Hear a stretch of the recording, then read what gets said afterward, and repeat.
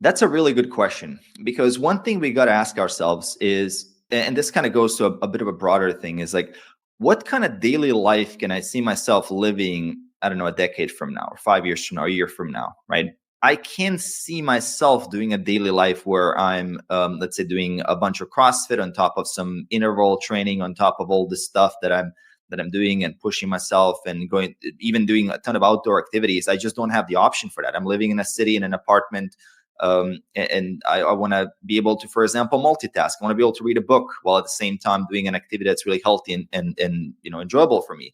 I'm also very generally a person that if I'm doing something, I'm extremely focused, and so that does create me this area of, you could call it productive stress, where I'm like agitated to a point where I want to be super focused, but then I also need an area of my life where I can relax and chill out a little bit, because if I don't find that balance, I'm going to burn out and I'm going to start hating my work, and I'm not going to be a fun person to be around, for my friends, my family, my kids, and all that stuff.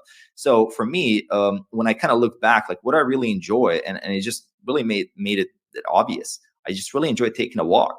And then I'm kind of ticking the boxes on that. Okay, how much walking do I really need to do? What's the benefits? If you look at the research, sort of varies up until a point. I think about cutouts like 15,000 steps, you get these really awesome benefits. When you hit about 9, 10, 12K, people don't walk enough in general. Now, I'm currently in Lisbon in Portugal. People walk here a lot more than some other cities, right? I've lived in cities where we get 1,500 steps a day, and everything else is done with a car. So you just go to the supermarket with a car, you go to the gym with a car, you drive back. Basically, the only steps you take are around the house, maybe take the garbage out and come back in, right? And I've noticed when I moved around the world, because I traveled the world a lot as a digital nomad. I lived in 56 different countries, Wow. different apartments, situations, right? I've noticed when I lived in locations that I had an ecosystem around me that was, everything was within 15, 20 minutes walking. I felt better. I was way more productive. I maintained my shape much easier. I was recovering faster between the gym. I was reading a lot more. Just all these things. And I look back at what were some of the staple habits, and it ended up being like, I'm walking to the gym and back. That's easy, another 5,000 steps every single day, like without me trying to do anything, right? Taking a morning walk just around the park. I got a nice park here, 5 minutes away from my house. I just go do a morning walk. I'm reading for another 25 minutes. So every day I start a day with 20, 25 minutes reading. And I'm listening to an audiobook. It's the same thing. Actually, you retain information even better when you're walking compared to just sitting down and reading, at least for me personally. And then the other thing is like, I want to talk to my parents regularly. When am I going to do that? Right. I do it when I'm walking, right? I just call my dad up, call my mom, and I just alternate and have that system. So I can see myself doing this for the rest of my life. So if theoretically, I'm not saying that's the case, but let's say HIT delivered double the fat loss, right? Like double the fat loss than I can get from walking, exponentially better results. And you just have to do even half of it, just 4 or 5 sessions a week for about like 40 minutes or whatever. I'd still do walking, because I already have the fat loss thing handled to some extent, and this is already good enough. So I don't need to do anything else when this satisfies a more of a holistic view of what life do I want to live.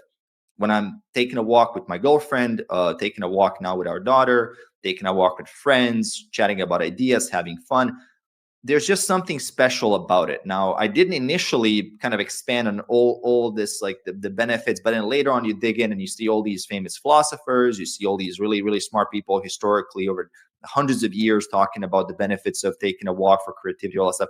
You can add on a bunch of benefits. For me, it was very simple.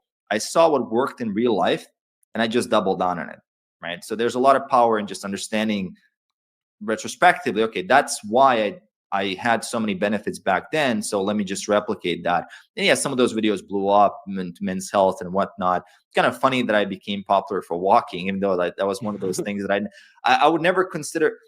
When you tell someone to take a walk, it's like in my mind, it's so mundane and so simple and so obvious, but it did turn out that there's this entire niche on YouTube of people that are like mind blown by the idea of taking more steps, which, I mean, taking a walk is just a natural thing you do. I mean, it's just something that you're meant to do.